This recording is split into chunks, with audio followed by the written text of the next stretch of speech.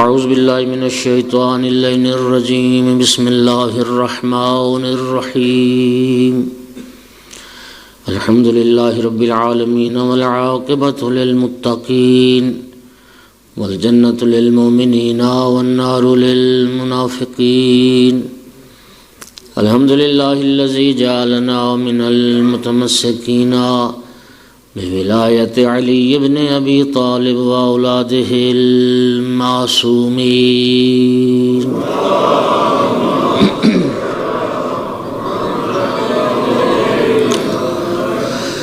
الصلاۃ والسلام والتحیۃ والاکرام علی رسولہ الکریم شفیع المذنبین انیس الغریبین رحمۃ للعالمین عنی العبد المؤید الرسول المسدد المحمود الاحمد المصطفى الامجد ابا القاسم محمد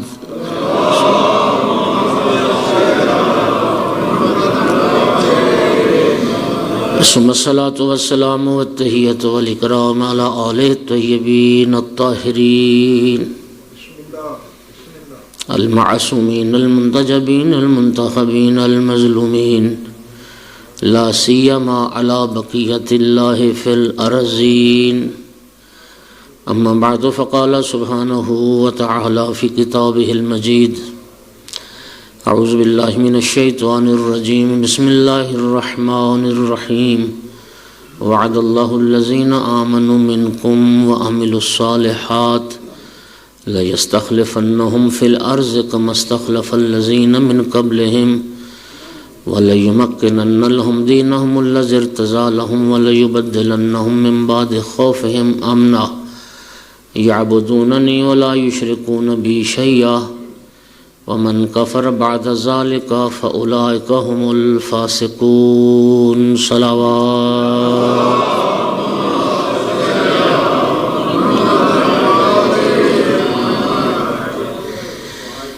امام صاحب العصر عجل اللہ فرجہ الشریف کی ولادت باسعادت کی اس مناسبت سے میں آپ سب عاشقان امام مہدی علیہ السلام کی خدمت میں مبارکباد پیش کرتا ہوں۔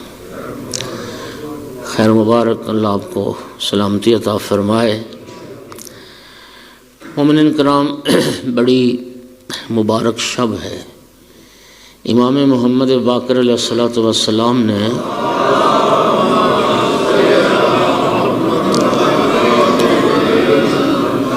ارشاد فرمایا کہ شب قدر کے بعد شب نیمہ شعبان، یہ شب پوری سال کی راتوں سے افضل ترین شب ہے،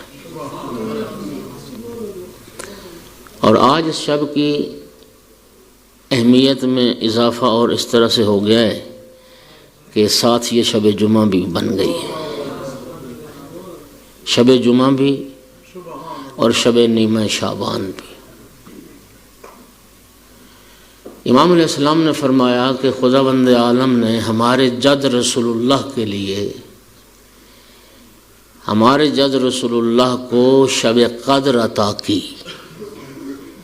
ماہ مبارک رمضان میں، لیلۃ القدر، لیکن اللہ رب العزت نے ہم آل رسول کو شب نیمہ شعبان عطا کی۔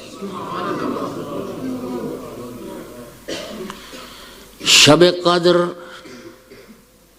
خاتم الانبیاء سے تعلق رکھتی ہے، اور یہ شب نیمہ شعبان خاتم الاوصیاء سے تعلق رکھتی ہے۔ امام صاحب العصر علیہ السلام خاتم الاوصیاء ہے۔ اور سامعین گرامی قدر، ان دونوں راتوں میں ایک مناسبت اور بھی ہے۔ شب قدر ظرف ہے قرآن صامت کے نزول کا۔ قرآن صامت شب قدر میں انا انزلناہ فی لیلۃ القدر، لیکن شب نیمہ شعبان جو ہے یہ ظرف ہے قرآن ناطق کے دنیا میں آنے کا۔ محمد والے محمد صلوات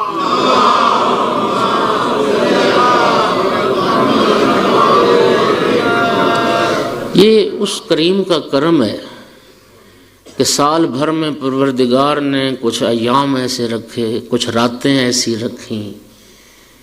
ویسے تو وہ فیاض علی الاطلاق ہے، وہ ارحم الراحمین ہے، لیکن سال بھر میں کچھ ایام اور کچھ راتیں پروردگار نے ایسی قرار دی ہیں کہ جن میں خود پروردگار کی رحمت بخشش جوش میں ہوتی ہے۔ اس رات کے لیے امام کی حدیث ہے کہ اللہ تعالیٰ اپنی ذات کی قسم کھاتا ہے۔ اللہ فرماتا ہے مجھے اپنی عزت و جلال کی قسم، کوئی مانگنے والا جب اس رات میں مجھ سے مانگے گا میں اس کو خالی نہیں لوٹاؤں گا۔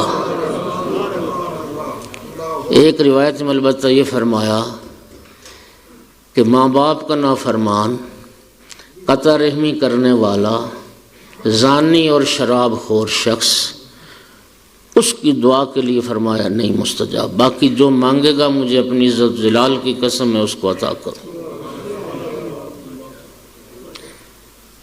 سامعین گرامی، اس کریم کا کرم ہے، لیکن وہ ایک روایت ہے، لیکن یہ روایت مطلقاً ہے کہ ہر گناہ گار اس شب میں رب سے اپنی معافی مانگے، شراب خور بھی معافی مانگے، زناکار بھی معافی مانگے۔ یہ رات اللہ تعالیٰ نے بنائی اسی لیے، بخشنے کے لیے، معاف کرنے کے لیے، اور اس نے اتفاق سے کہ شب جمعہ بھی، شب زیارت کربلا بھی ہے، تو اس شب کا سب سے جو افضل عمل ہے، ویسے تو اعمال انشاءاللہ کریں گے، ایک مولا حسین علیہ السلام کی زیارت، اور ایک اس رات کا احیاء، شب بیداری، جاگ کر گزارنی، معصیت میں نہیں اطاعت میں۔ اور زیارت امام حسین علیہ السلام زیر آسمان، شب نیمہ شعبان کی زیارت اگرچہ ہے، لیکن اگر کم از کم آپ کربلا کی طرف رخ کر کے زیر آسمان اتنا سلام بھی پڑھ دیں گے، السلام علیک یا ابا عبداللہ ورحمۃ اللہ وبرکاتہ، سرکار فرماتے ہیں ایک حج اور عمرہ مقبولہ کا ثواب تمہارے نام اعمال میں لکھ دیا جائے۔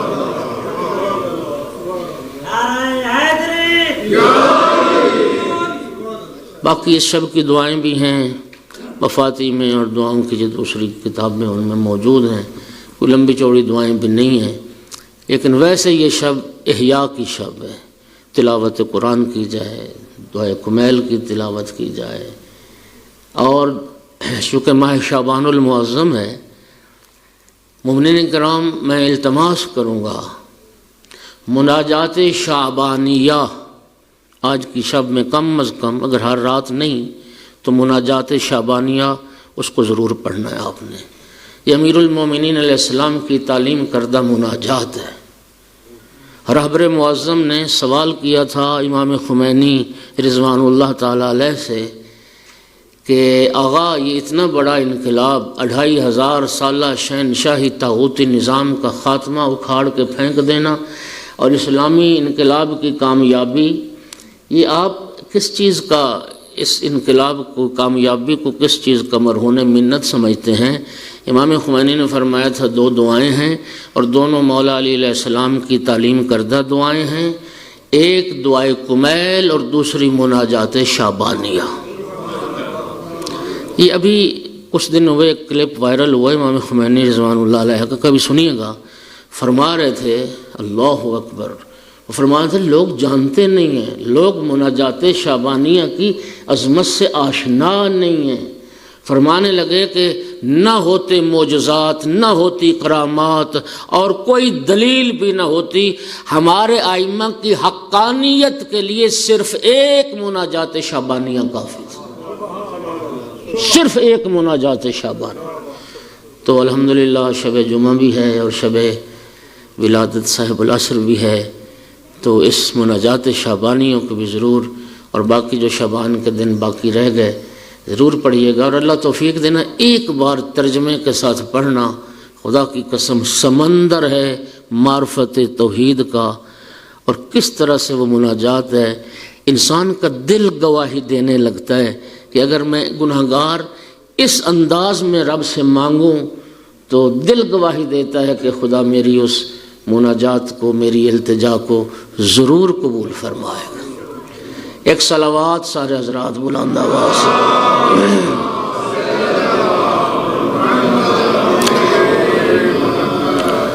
255 ہجری نیمہ شعبان کی شب، سرزمین مقدس سامرہ، 14 شعبان کا دن، امام حسن عسکری علیہ السلام کی پھوپھی جناب حکیمہ خاتون، یہ جناب حکیمہ صلوات اللہ علیہ پیغمبر کے گھرانے میں جو بڑی بعزت عظمت مستورات ہیں ان میں سے ایک ہے۔ امام محمد تقی علیہ السلام کی بیٹی، امام علی نقی علیہ السلام کی ہمشیرہ، امام عسکری علیہ السلام کی پھوپھی، صاحب العصر کی دادی۔ 14 شعبان امام عسکری علیہ السلام کے گھر میں تھیں۔ شام کو افطار کا وقت ہوا، جانے لگیں۔ امام عسکری علیہ السلام نے عرض کی، پھوپھی اماں آج رات آپ میرے گھر میں قیام فرمائیں۔ کیوں بیٹا، خیریت ہے؟ تو فرمایا آج میرے گھر میں حجت خدا کی ولادت کی شب ہے۔ جناب حکیمہ نے حیران ہو کے پوچھا، بیٹا کس حرم سے؟ عرض کی نرجس خاتون کے بطن سے۔ حیران ہو کے عرض کی، بیٹا میں تو نرجس میں حمل کے آثار نہیں پاتی۔ عرض کی، پھوپھی اماں یہ راز الہی ہے۔ توجہ فرمائیے، ذرا بات کو سمجھنے کی کوشش کیجئے۔ اس روایت کی بنیاد پر کچھ لوگوں نے اصلاً ائمہ کی ولادت کا انکار کر دیا۔ نہیں، دیکھیے وہ علی کل شیء قدیر ہے۔ اس نے ایک نظام تو یہی بنایا ہے نا کہ ماں باپ ہوتے ہیں، پھر اولاد آتی ہے۔ کبھی وہ اپنے بنائے ہوئے قانون کو خود توڑ کے اپنی قدرت کا اظہار کرتا ہے کہ میں محتاج نہیں ہوں اس قانون کا۔ وہ کبھی چاہتا ہے تو بغیر باپ کے بھی پیدا کر دیتا ہے، اور چاہتا ہے تو بغیر ماں باپ کے بھی پیدا کر دیتا ہے، اور چاہتا ہے تو ولادت ہوتی ہے لیکن آثار چھپا دیتا ہے۔ چونکہ حضرت صاحب العصر علیہ السلام کی ولادت کا جو راز رہنا، یہ خود اس بات، اس کی وجہ یہ تھی کہ زمانہ تو دشمن تھا۔ نبی کریم خبر دے چکے تھے میرا آخری جانشین جو اولاد فاطمہ سے، اولاد امام حسین سے ہوگا۔ اور آقا نے کیا فرمایا تھا؟ اسمہ اسمی المہدی من ولدی، مہدی میری اولاد میں سے ہے، میرا بیٹا ہے۔ اسمہ اسمی، میرا ہم نام، کنیتہ کنیتی، میرا ہم کنیت، شمائلہ شمائلی، میری خصوصیات صفات کا مالک۔ اور ایک حدیث میں فرمایا اشبہ الناس بی خلقا و خلقا، وہ جملے جو مولا حسین علیہ السلام نے شہزادہ علی اکبر علیہ السلام کے لیے فرمائے تھے، خود رسول اللہ نے امام صاحب العصر کے لیے فرمائے، خلقت میں بھی میری طرح، اخلاق میں بھی میری طرح۔ اور پھر کیا فرمایا؟ یملا اللہ بالارض قسطا وعدلا کما مولیت ظلم و جور، اللہ میرے بیٹے مہدی کے صدقے میں دنیا کو اس طرح عدل اور انصاف سے پر کر دے گا جس طرح ظلم و جور سے بھر چکی ہوگی۔ آپ کیا سمجھتے ہیں؟ امام علی نقی علیہ السلام کو گرفتار کر کے لایا تھا سامرہ میں، امام عسکری علیہ السلام کا بچپنا تھا۔ اس کی وجہ یہ تھی کہ عباسی حکمرانوں کو یہ علم تھا کہ یہ امام علی نقی ہیں، یہ ان کا بیٹا حسن عسکری ہے، اس کا بیٹا امام مہدی ہونا ہے۔ یہ خبر اتنی پھیلی ہوئی تھی، ہر کسی کو پتہ تھا، بعین ہی اس طرح جس طرح فرعون کو نجومیوں نے بتایا تھا کہ ایک بچہ پیدا ہوگا جو تیرے تخت و تاج کو نابود کر دے گا، اسی طرح ظالم حکمرانوں کو امام مہدی کے وجود سے خطرہ تھا، اس لیے امام نقی علیہ السلام اور امام عسکری علیہ السلام کو سامرہ میں رکھا گیا، اور سامرہ کی جو جتنی زندگی ہے یہ ایک نظر بندی کی زندگی تھی۔ امام جب سے آئے امام کو لوٹ کر نہ مدینہ جانے دیا گیا، اور یہی وجہ ائمہ میں سے امام عسکری واحد امام ہے جو حج بھی نہیں کر سکے، جبکہ باقی ہمارے ائمہ کی آپ سیرت پڑھیں، کسی امام نے 25 حج کیے اور کسی امام نے 20 حج کیے، امام عسکری علیہ السلام نے حج کیوں نہ کیا؟ صرف اس کی وجہ ہی یہ تھی کہ امام کو جانے نہیں دیا گیا، بلکہ امام علی نقی علیہ السلام کو پھر جانے نہیں دیا گیا۔ امام علی نقی علیہ السلام حتیٰ بیمار ہوتے ہیں، امام عسکری علیہ السلام سے فرمایا میرے لیے ایک اجیر اور نائب کا بندوبست کرو جو میری طرف سے جا کے میرے جد امام حسین علیہ السلام کی کربلا میں زیارت کریں۔ زیارت کے لیے نائب بنائے جاتے تھے۔ اچھا، گھروں میں دائیاں مقرر تھیں، جاسوس ہر طرف پھیلے ہوئے تھے، گھروں کی تلاشی ہوتی تھی، اور امام کے جو حرم تھے وہ دائیوں کے ذریعے ان کی نگرانی کی جا رہی تھی۔ اس لیے امام صاحب العصر علیہ السلام کی ولادت کا جو معاملہ تھا اس کو صیغہ راز میں پروردگار نے رکھا، ٹھیک ہے؟ اور پروردگار عالم نے جس طرح حضرت موسیٰ علیہ السلام کے قضیے میں قرآن کیا کہتا ہے، 70,000 بچہ ذبح ہو گیا بنی اسرائیل کا، رب نے فرمایا فرعون 70,000 بچہ تو نے مار دیا، اسی موسیٰ کو تیری گود میں پروان نہ چڑھاؤں تو میں بھی خدا نہیں۔ نعرہ تکبیر، اللہ نعرہ رسالت، سلیمان جگزبان، نعرہ حیدری، بلند ترین صلوات۔ اللہم صلی اللہ علیہ وسلم۔ اور آپ اندازہ کریں کہ کتنا یہ ایک رازدارانہ معاملہ تھا کہ امام کے گھر میں، اہل بیت کے گھرانے میں پہلی ہستی ہیں جناب حکیمہ سلام اللہ علیہا، جن کو امام عسکری علیہ السلام نے حضرت حجت کی ولادت کے راز سے آگاہ کیا ہے۔ یہ بھی فرماتی میں نے رات امام عسکری علیہ السلام کے گھر میں نرجس کی خدمت میں گزاری، ہم اس شب کو بیدار نہیں، چونکہ شب احیاء تھی۔ امام کی ولادت تو ایک اضافی اس میں حسن آیا نا، امام علیہ السلام کی ولادت سے پہلے یہ شب ائمہ سے نسبت رکھتی ہے، شب نیمہ شعبان فضیلت رکھتی ہے۔ جناب حکیمہ روایت کرتے ہیں کہ نماز تہجد کا وقت ہو گیا، جناب نرجس نے بھی نماز تہجد ادا کی، میں نے بھی نماز تہجد ادا کی، صبح صادق کا وقت قریب ہوا، میرے دل میں خیال آیا کہ کہیں میرے بیٹے نے میرے ساتھ مذاق تو نہیں کیا۔ پردے کے پیچھے امام عسکری علیہ السلام کی آواز آئی، پھوپھی اماں شک نہ کرو، حجت خدا کی آمد کا وقت قریب آ گیا۔ اور مجھے بی بی فرماتے ہیں امام نے حکم دیا کہ پھوپھی اماں آپ سورہ قدر کی تلاوت کریں۔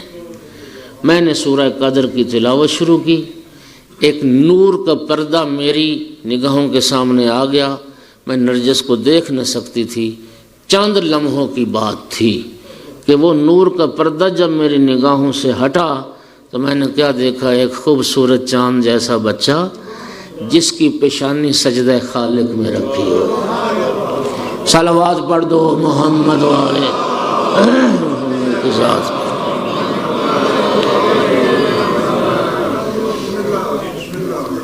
آواز ہی پھوپھی اماں لاؤ میرے بیٹے کو میرے پاس لاؤ۔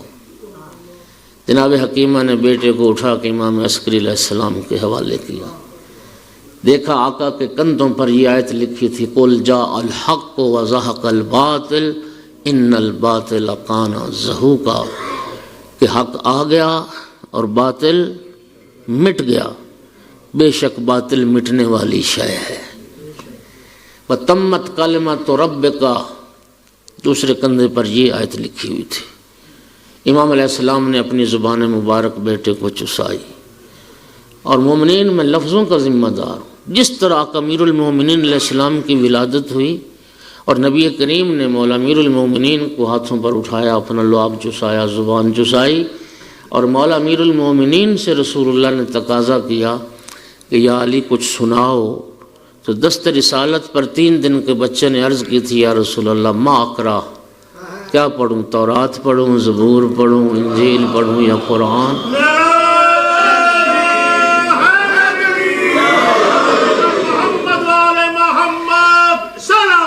اللہم صل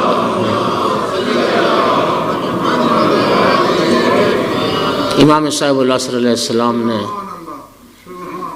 صحف سماوی کی تلاوت کی، آسمان کی طرف انگشت شہادت کو بلند کیا، اشہد ان لا الہ الا اللہ واشہد ان محمد رسول اللہ واشہد ان علی ولی اللہ۔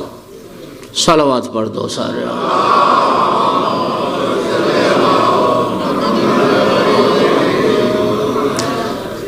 اچھا میں بس آگے بڑھتا ہوں، لیکن ایک مشکل میں بتاؤں کہ امام عسکری علیہ السلام کی کیا مشکل تھی، بہت بڑی مشکل تھی، اور وہ مشکل یہ تھی کہ حجت خدا صلوات اللہ علیہ کی ولادت کے راز کو راز بھی رکھنا تھا، اور اپنے شیعوں کو اپنے بعد والے امام کا تعارف بھی کروانا تھا۔ بات سمجھے آپ؟ یعنی اور الحمدللہ امام عسکری علیہ السلام ان دونوں باتوں میں ایسے کامیاب ہوئے کہ 1200 سال ہو گیا۔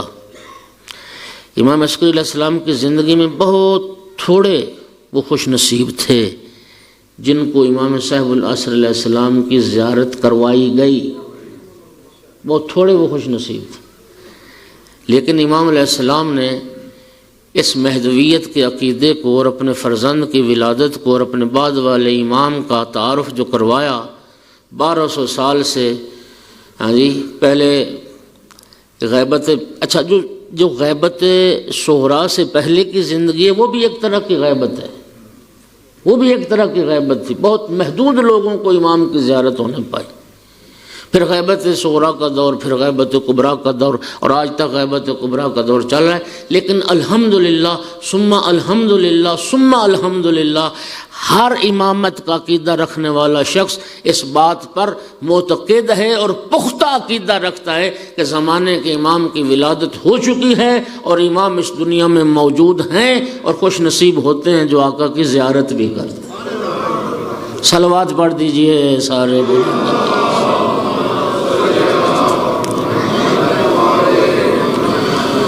میں نے کل بھی عرض کیا، مہدویت کا جو عقیدہ امام مہدی علیہ السلام کا، یہ سب شیعہ سنی مسلمانوں کا عقیدہ ہے، یہ اسلام کا عقیدہ ہے، بلکہ میں اس سے آگے بڑھ کے ایک بات کرنے لگا ہوں۔ مہدویت کا عقیدہ صرف اسلام کا عقیدہ نہیں، دنیا کے تمام مذاہب میں، مسیحیت میں، یہودیت میں، زرتشتیوں کے پاس اور وغیرہ وغیرہ، مجھے تو مذہب کے ان میں کتابوں میں پڑھتا ہوں نام نہیں آتے، یاد نہیں رہتے، سب مذاہب کے پاس ایک نجات دہندہ کا عقیدہ ہے، اگرچہ وہ امام مہدی کے نام سے تو نہیں عقیدہ رکھتے یا نہیں جانتے، لیکن یہ عقیدہ ان کا ضرور ہے، ہر مذہب کی کتاب میں یہ عقیدہ موجود ہے کہ آخری زمانے میں ایک ہستی ضرور آئے گی جو اس دنیا سے ظلم و جور کو مٹائے گی اور عدل و انصاف کو قائم کرے گی۔ حضور امام زمانہ بلند تر صلوات۔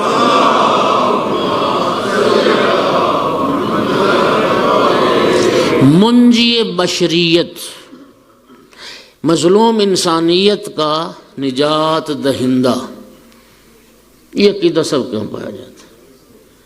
دیکھیے فلاسفہ کا ایک اصول ہے، وہ کہتے ہیں کہ یہ جو احساسات ہوتے ہیں نا، انسانی احساسات، اگر خارج میں اللہ تعالیٰ نے ان احساسات کی تکمیل کا کوئی ذریعہ پیدا نہ کیا ہو تو احساس ہو ہی نہیں سکتا۔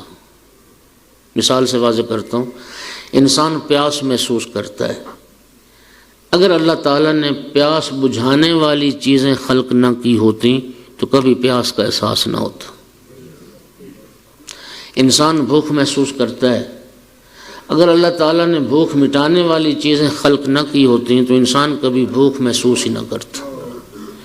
آج دنیا کا ہر انسان جس عقیدے سے اور جس مذہب سے اور جس دین سے تعلق رکھتا ہے، ہر انسان کی آج نہ ایک ضمیر کی آواز ہے، یار کوئی تو ہونا چاہیے جو اس ظلم کو روکے، کوئی تو ہو جو مظلوم کا حامی بنے، کوئی تو ہو جو انصاف دلائے، کوئی تو ہو جو صاحب حق کو اس کا حق دلائے، کوئی تو ہو جو ظالم کا ہاتھ کاٹے۔ یہ جو احساس ہے نا، یہ احساس ہونا خود دلیل اس بات کی کہ کوئی ہستی ہے جس کو رب نے اس کام کے لیے ذخیرہ کر رکھا ہے۔ اسی نجات دہندہ کو ہم اپنے عقیدے میں مہدی دوراں کہتے ہیں، حجت خدا کہتے ہیں، امام صاحب العصر والزمان کہتے ہیں۔ قائم آل محمد بلندتر صلوات۔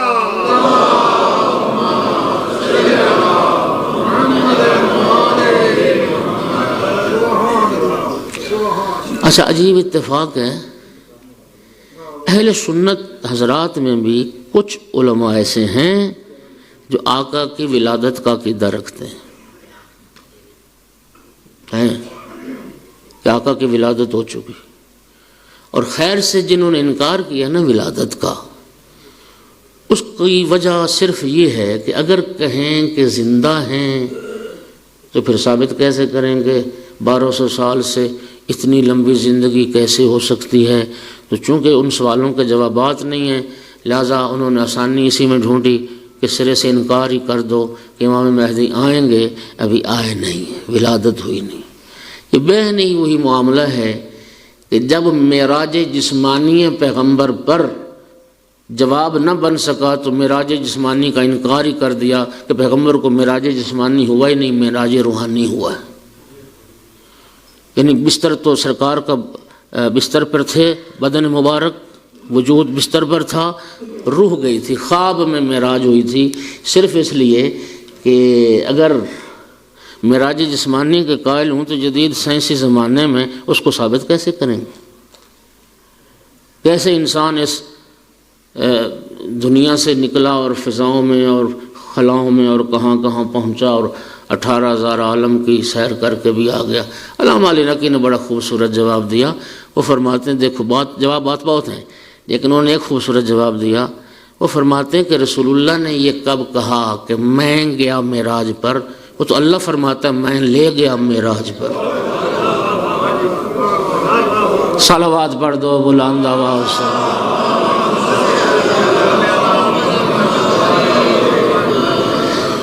او بھائی، یہ رسول ہوتے ہوئے گئے نہیں، وہ خدا ہوتے ہوئے لے گیا۔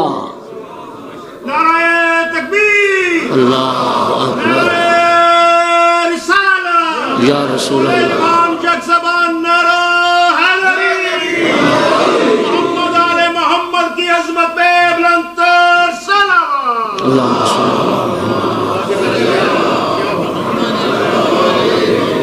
وہی بات یہاں ہے میرے بھائی، امام صاحب العصر علیہ السلام زندہ ہیں، موجود ہیں، تو تعجب کی کیا بات ہے؟ آپ کیوں زندہ ہیں؟ انسان جو اگر دنیا میں زندہ ہے تو اس میں آپ کہہ سکتے ہیں کہ فلاں جوان ہے تو اس لیے زندہ ہے، فلاں صحت مند ہے تو اس لیے زندہ ہے، اور فلاں ایسا ہے تو اس لیے زندہ ہے۔ اور بھائی، نہ جوانی نہ صحت، کوئی چیز صحت زندگی کی ضمانت نہیں ہوتی۔ زندگی کا سبب صرف ایک ہی ہے، وہ زندہ رکھے ہوئے ہے تو انسان زندہ ہے۔ بولیے، جوان نہیں مرتے، طاقتور لوگ نہیں مرتے، صحت مند لوگ نہیں مرتے، تو وہ زندہ رکھے ہوئے ہے تو انسان زندہ ہے۔ اچھا، عجیب بات ہے، یہ انہوں نے انکار کیا امام صاحب العصر کی ولادت کا، جو خود عقیدہ رکھتے ہیں کہ عیسیٰ علیہ السلام 2000 سال سے زندہ ہیں۔ ہائے ہائے، اللہ اپنے نبی کو 2000 سال تک زندہ رکھ سکتا ہے تو اپنی حجت کو 1200 سال تک بھی زندہ نہیں رکھ سکتا؟ یار، کتنے انبیاء کی حیات کا تم عقیدہ رکھتے ہو؟ ادریس زندہ ہیں، خضر زندہ ہیں، عیسیٰ علیہ السلام زندہ ہیں۔ توجہ، تو وہ ہستی جو تمام انبیاء کی محنتوں کو ثمر تک پہنچانے والی ہے، کیا خدا اس کو زندہ نہیں رکھتا؟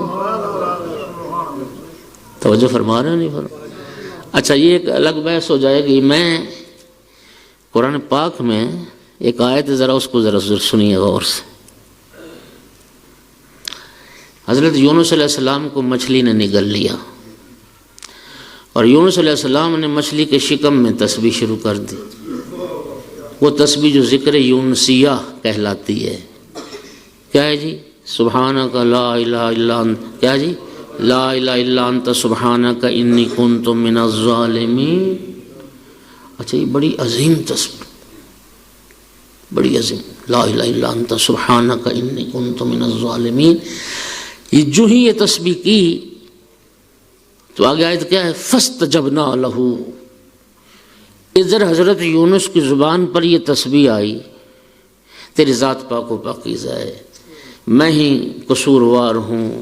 ہاں ادھر یہ تسبیح آئی، اللہ فرمایا فاستجبنا لہ ونجیناہ من الغم. ہم نے فوراً اس تسبیح کو قبول کر لیا، یونس کو غم سے نجات دے فوراً. اچھا اس کے بعد اللہ تعالیٰ قرآن میں فرماتا ہے فلولا انہ کان من المسبحین للبث فی بطنہ الی یوم یبعثون. قرآن پاک اٹھا کے دیکھ لینا، خدا کرے مجھ سے اشتباہ نہ ہوا.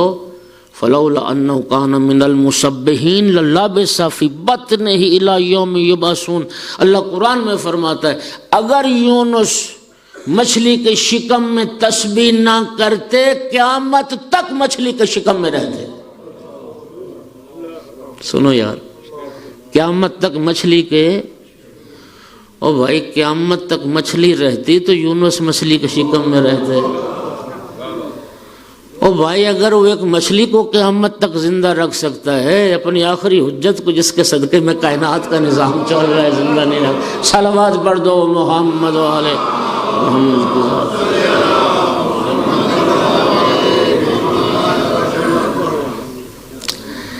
مومنین کرام، جس امام کے ہم ریت ہیں اور جس آقا کے ساتھ ہمارا حشر نشر ہے اور جس امام کے ساتھ ہم محشور کیے جائیں، اٹھائے جائیں گے، وہ امام مہدی عجل اللہ فرجہ الشریف.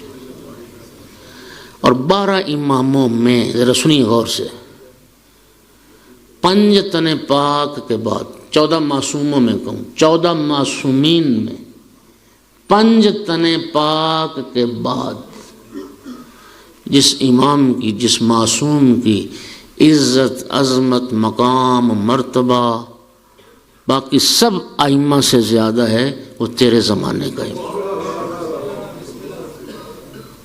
امام صاحب العصر علیہ السلام کی ذات. 5 تن پاک کے بعد آپ اندازہ کریں آقا کی عظمت کا. امام جعفر صادق علیہ السلام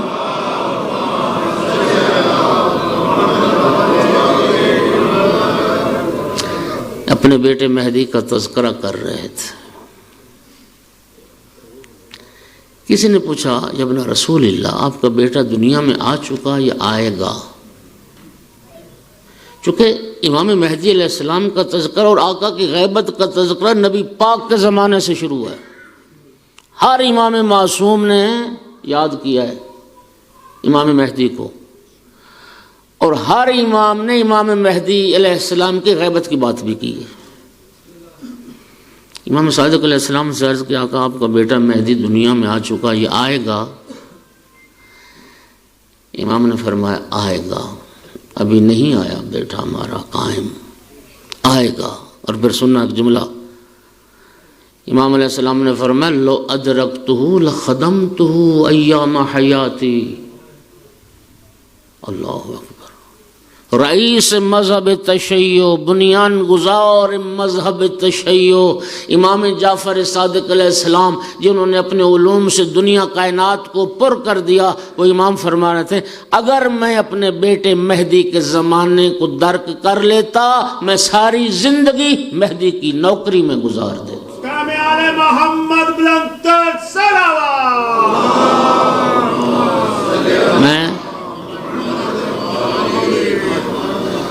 میں مہدی کی خدمت میں ساری زندگی بسر کرنا.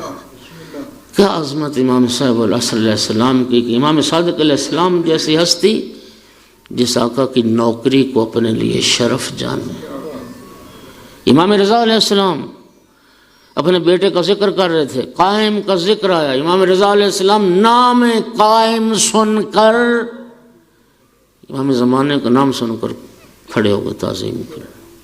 یہ جو جمعہ کے خطبے میں جب 4 معصومین پر درود بھیجا جاتا ہے آپ کھڑے ہوتے ہیں نا، یہ امام رضا علیہ السلام کی سنت.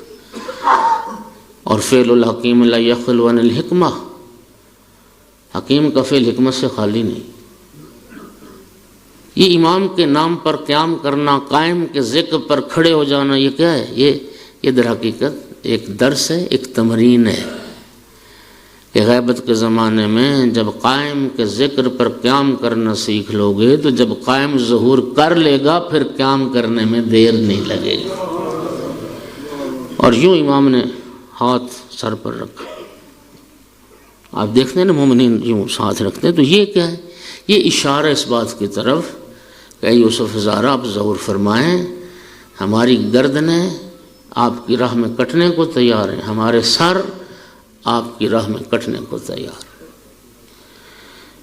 خوش نصیب ہو اللہ نے ہمیں امام صاحب العصر کا ریت، آقا کی ریت بنایا. ہم قیامت کے دن اس امام کے ساتھ اٹھائے جائیں گے. ایک صلوات پڑھو ذرا سارے حضرات بلند آواز سے.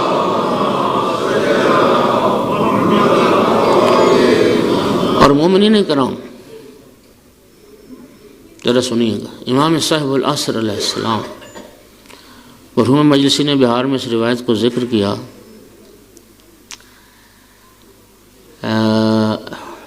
کعبۃ اللہ سے ظہور ہوگا. امام صادق علیہ السلام نے فرمایا گویا میں دیکھ چکا ہوں کہ ہمارا بیٹا قائم، ہمارا بیٹا مہدی ظہور کر چکا ہے. اور دیوار کعبہ کے ساتھ ٹیک لگا کر، پشت لگا کر امام علیہ السلام جو خطبہ ارشاد فرمائیں گے، امام کیا فرمائیں گے وہ کئی 100 سال پہلے امام صادق علیہ السلام بتا کے جا رہے. امام علیہ السلام فرمائیں گے اللہ یا اہل العالم، او دنیا والو سنو، من اراد منکم ینظر الی آدم و شیس فہا انا ذا آدم و شیس، من اراد منکم ینظر الی نوح و ولدہ سام فہا انا ذا نوح و سام، من اراد منکم ینظر الی ابراہیم و وصیہ اسماعیل فہا انا ذا ابراہیم و اسماعیل، من اراد منکم ینظر الی موسیٰ و یوشع فہا انا ذا موسیٰ و یوشع، من اراد منکم ینظر الی عیسیٰ و وصیہ شمعون فہا انا ذا عیسیٰ و شمعون، من اراد منکم ینظر الی محمد المصطفیٰ و وصیہ علی المرتضیٰ فہا انا ذا محمد و علی،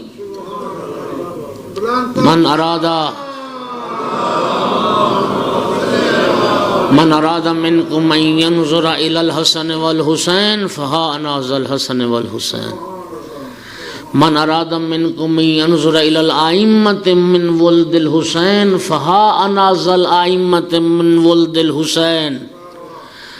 اے دنیا والو، اے اہل عالم، تم میں سے جو آدم اور آدم کے وسیع شیش کو دیکھنا چاہے، نوح اور نوح کے وسیع سام کو دیکھنا چاہے، ابراہیم اور ان کے وسیع اسماعیل کو دیکھنا چاہے، موسیٰ اور ان کے وسیع یوشع کو دیکھنا چاہے، عیسیٰ اور ان کے وسیع شمعون کو دیکھنا چاہے، تم میں سے جو شخص محمد مصطفیٰ صلی اللہ علیہ وآلہ وسلم اور ان کے وسیع علی مرتضیٰ علیہ السلام کو دیکھنا چاہے، تم میں سے جو امام حسن اور امام حسین علیہ السلام کو دیکھنا چاہے، اور تم میں سے جو ذریت حسین میں سے باقی ائمہ کی زیارت کرنا چاہے وہ میری طرف دیکھے، اس لیے کہ تمام انبیاء اور تمام انبیاء کے اوصیاء کے کمالات کا وارث میں مہدی دنیا میں ہوں.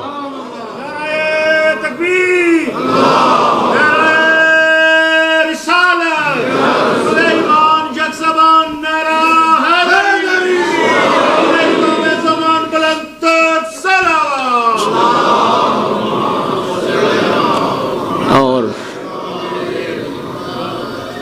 اس غیبت کبریٰ کے زمانے میں ہماری ذمہ داری وہ آقا کا انتظار کرو. اور انتظار کا اجر جانتے ہو؟ نبی کریم فرماتے ہیں افضل اعمال امتی انتظار الفرج.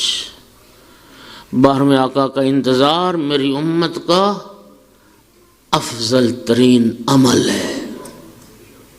ایک حدیث معصوم نے فرمایا افضل اعمال شیعتنا انتظار الفرج. ہمارے شیعوں کے اعمال میں افضل ترین عمل صاحب العصر کا انتظار ہے. اب دوستو معصوم نے عمل کہا ہے، رسول اللہ نے عمل کہا ہے. اس کا معنی یہ ہے کہ انتظار ایک نظریہ نہیں ہے، انتظار ایک عمل ہے. اب مجھے بتائیے، مہمان آنے والے ہوں تو آپ کا انتظار ہاتھ پہ ہاتھ رکھ کے بیٹھے ہوتے ہیں؟ گھر کی صفائی ہو رہی ہے، کھانے تیار ہو رہے ہیں، استقبال کے لیے آمادگی ہے، وہ ہے یا نہیں؟ ایک طالب علم امتحان میں اعلیٰ نمبروں کی کامیابی کا منتظر ہے، کیا سو رہا ہے وہ؟ کیا فلمیں دیکھ رہا ہے وہ؟ نہیں، پڑھ رہا ہے، وہ مطالعہ کر رہا ہے، وہ کوشش کر رہا ہے. ایک دکاندار گاہک کا منتظر ہوتا ہے تو وہ گھر نہیں بیٹھتا، آ کے گھر اپنے اس کو دکان کو کھولتا ہے، اس کے کاروبار کو شروع کرتا ہے. ایک طالب علم کلاس روم میں درس لینے کے انتظار میں ہے تو اس کی ذمہ داری ہے کتاب لے کے، بستہ لے کے، اپنا سکول بیگ لے کے وہ جائے کلاس روم میں بیٹھے اور انتظار کرے. انتظار عمل ہے، عمل. کیا واقعاً ہم آقا کا انتظار کر رہے ہیں؟ کہ ہم نے امام کو کبھی یاد کیا؟ کتنا یاد کیا؟ امام صاحب العصر کو ہم کتنا یاد کرتے ہیں؟ یہ جانتے ہوئے کہ وہ حجت اللہ ہیں، یہ جانتے ہوئے کہ بے یمن ہی روز الورا کائنات رزق انہی کے صدقے سے پا رہی ہے. ہم جو کہتے ہیں الاجل الاجل کا نعرہ لگاتے ہیں، بینی و بین اللہ، آج کے شب میں اپنے ذرا گریبان میں جھانک کے دیکھیں تو صحیح. آج اگر امام صاحب العصر آ جائیں، کیا ہم امام کے لشکر میں شامل ہونے کے قابل ہیں؟ میں تو نماز نہیں پڑھتا، میں تو ماں باپ کی تابعداری نہیں کرتا، میں تو ماں باپ کا نافرمان ہوں، میں تو رزق حلال کی نہیں کھاتا، میں تو رشوت کھاتا ہوں، میں تو ناجائز منافع خوری کرتا ہوں، میں تو لوگوں کو دھوکہ دیتا ہوں، میں تو سچ کبھی نہیں بولتا، میں تو جھوٹ بولتا ہوں. قرآن تو کہتا ہے سچوں کے ساتھ ہونا. میں جب جھوٹ بولتا ہوں تو میں سچوں کا ساتھ نبھا سکوں گا؟ میں تو چھوٹے پر رحم نہیں کرتا، میں بڑے کا حیا نہیں کرتا، میں تو مسجد میں جانے کو میرا دل نہیں کرتا. میرا شکوہ بیریا ٹاؤن والوں آپ سے پورا خمسہ گزر گیا اور میں پہلے دن سے فریاد کرتا رہا، تم تو ذکر اہل بیت کی مجلس میں نہیں آ سکتے. امام کا ظہور ہو جائے گا اور ہم امام کے لیے جان قربان کرنے پہنچیں گے؟ حاشا وکلا. وہی کوفے والے بنیں گے، کوفے والے.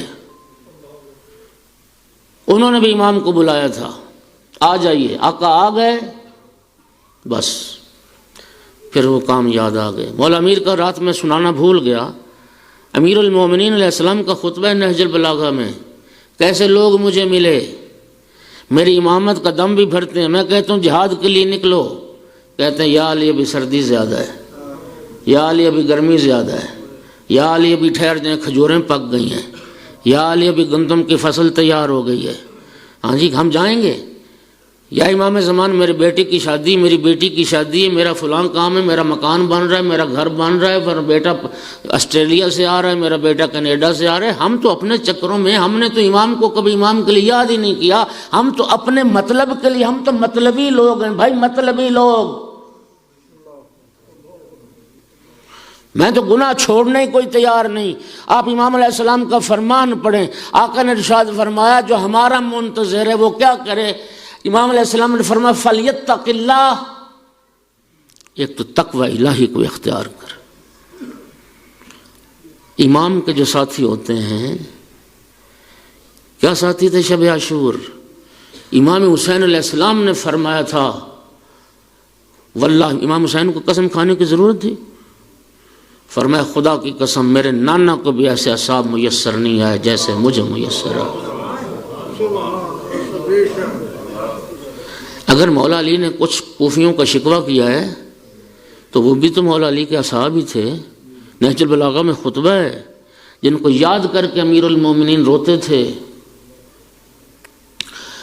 اور یوں روتے تھے جیسے ایک بوڑھی ماں جوان بیٹے کے غم میں روتی. این این عمار،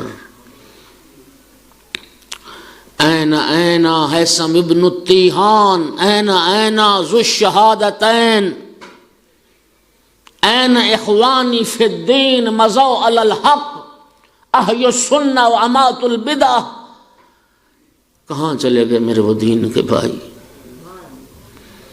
کہاں گئے جنہوں نے حق کو قبول کیا اور حق کے راستے پر چلے؟ اور کہاں گئے وہ میرے بھائی جنہوں نے سنت پیغمبر کو زندہ کیا اور بدعتوں کو خلاف قیام کیا؟ آج میں کہتا ہوں اللہ جل اللہ جل، میرے گھر کی حالت کیا ہے؟ میرے گھر کی حالت کیا ہے؟ موسیقی ہماری غذا ہے. ہاں جی، ہمارے گھر میں تو حیا نہیں ہے، پردہ داری نہیں ہے، بیٹی بہن حجاب نہیں کرتی، غیر محرم ہمارے گھروں میں آتے ہیں، رزق حلال میرے گھر میں نہیں ہے. لوگوں کے حقوق پامال کرنا میں اپنے لیے بڑی شان سمجھتا ہوں. آج امام صاحب اللہ سے آ جائیں، آج ظہور ہو جائے، ایمان سے ہر بندہ اپنے نفس کو تولے. ایک وقت کی چائے کے لیے ہم امام کو اپنا مہمان بنا سکتے ہیں؟ امام میرے گھر میں آ کے چائے پئیں گے؟ جس گھر میں دین کی پاسداری نہیں، جس گھر کے جوان آدھی رات کے بعد سوتے ہوں، دوپہر کو اٹھتے ہوں. امام صاحب العصر کا جو ساتھی ہے وہ ہیں جو صاحبان تقوی ہیں، وہ صاحبان عمل صالح ہیں، وہ واجبات کے تارک نہیں ہیں، وہ محرمات کے مرتکب نہیں ہیں.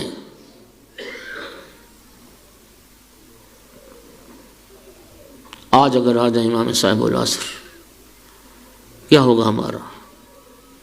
امام تو ظلم کو ختم کرنے کے لیے آئیں گے، امام تو اپنے جد کے دین کو زندہ کرنے کے لیے آئیں گے. اور آج جانتے ہو ہم دین کے نام پہ کیا کیا بدعات کا ارتکاب کر رہے ہیں. ناچ گانا موسیقی ڈھول تو تمہاری بارگاہوں میں پہنچ گیا.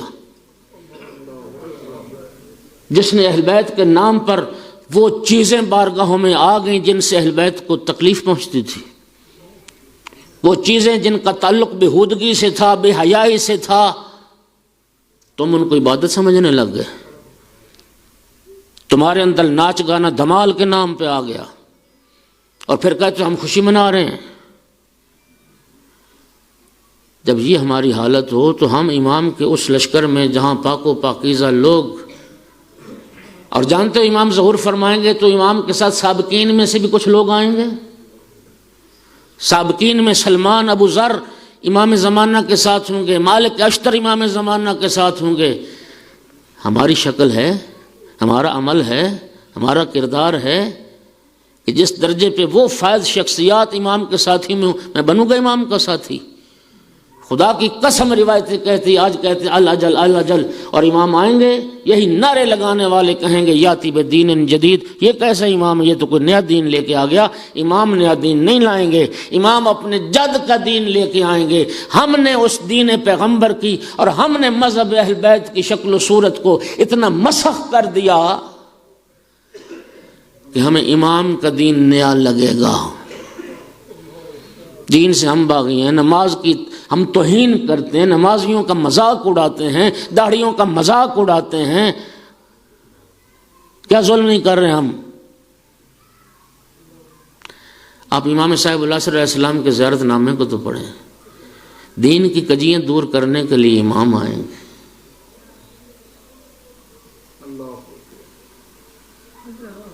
یہ فرصت کا زمانہ ہے. آج کی شب دعا کی شب ہے. یہ توفیق بھی خدا ہی عطا کرتا ہے. اے کریم اللہ، ہم کمزور ہیں، ہم نادان ہیں، ہم جاہل ہیں. پروردگار تو علی کل شیء قدیر ہے. ہور کا دل پھیرنے والا تو ہی تھا. ہاں، زہیر بن قین کا دل پھیرنے والا بھی تو ہی تھا.